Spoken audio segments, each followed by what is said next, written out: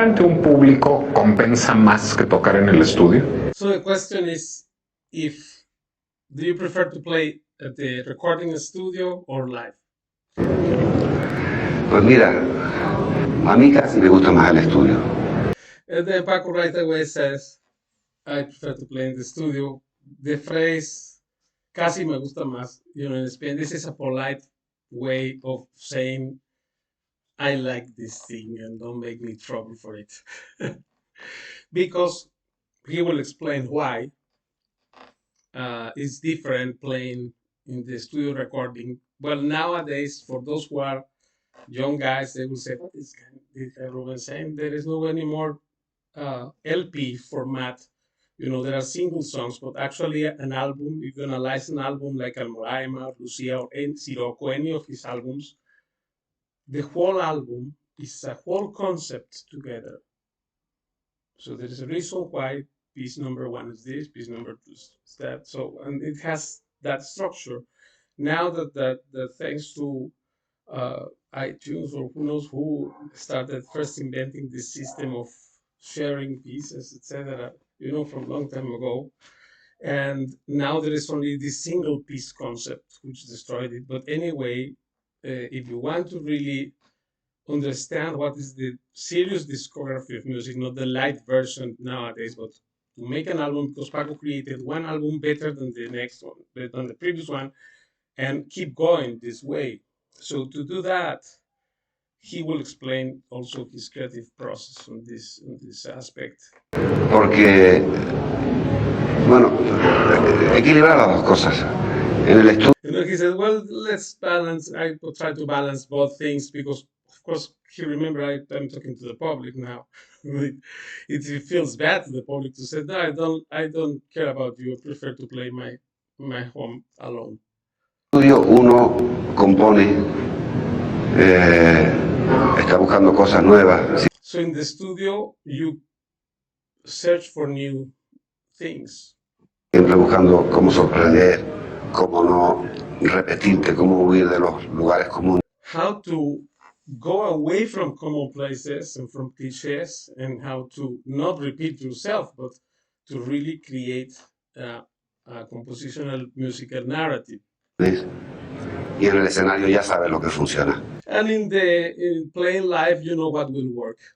Meaning, he knows when the people like to see him doing a fast scale, and then he goes and do it, and that's it. But it's just like a game in a sense, but much more simplified, because there you don't need to be away from commonplaces, cliches, etc.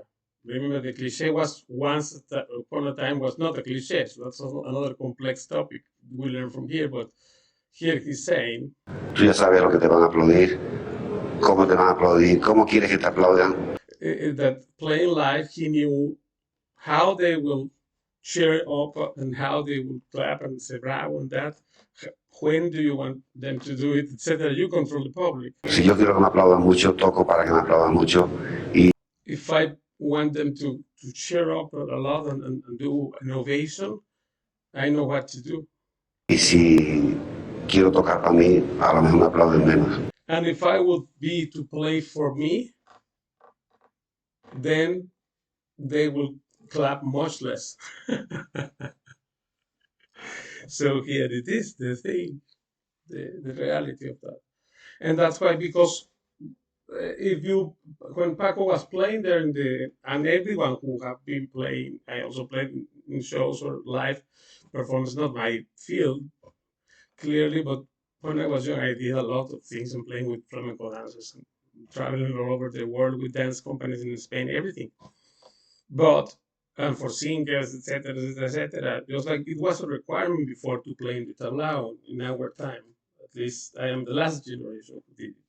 And Paco did also that, because my mother was a dancer in the Manolo Caracol in the 1968, 67. And she was the first dancer there in the tablao Manolo Caracol, and Paco was the third guitar player, being the first Paco Cepero, etc. So then Paco earning the $3 and the thing, because it was a requirement for for the thing. But then once he became soloist, and in fact is the only soloist, remember that Paco used to play concerts with his brother, just alone. Taranta, Seguirilla, Granaina, who knows what, every part was there played for 2 hours, and then at the end, the brother came to see him and to accompany Entre Dos Aguas and the Rondella, let's say, right? But the real soloist, Paco de Lucia. But there is one thing: when you play in concert, you play for the public. So then, therefore, it's another kind of dynamic.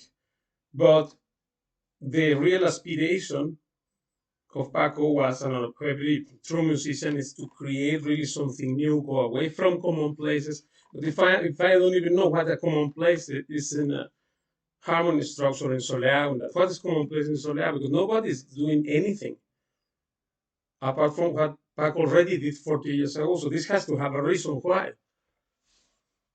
Because they are not going away from the commonplaces and they're repeating themselves over and over. There is no creation nowadays in the musical guitaristic scene of Spain or anywhere, something new that Paco has not done before.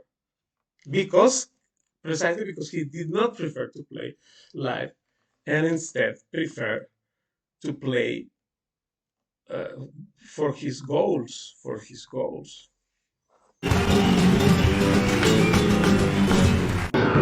¿Tocar ante un público compensa más que tocar en el estudio? Pues mira, a mí casi me gusta más el estudio, porque, bueno, equilibrar las dos cosas. En el estudio uno compone, está buscando cosas nuevas, siempre buscando cómo sorprender, cómo no repetirte, cómo huir de los lugares comunes. Y en el escenario ya sabes lo que funciona. Tú ya sabes lo que te van a aplaudir, cómo te van a aplaudir, cómo quieres que te aplaudan. Si yo quiero que me aplaudan mucho, toco para que me aplaudan mucho. Y si quiero tocar para mí, a lo mejor me aplauden menos. Extraordinary concepts and extraordinary things we are doing here. Very cool analysis. So thank you very much. And I will see you next chapter.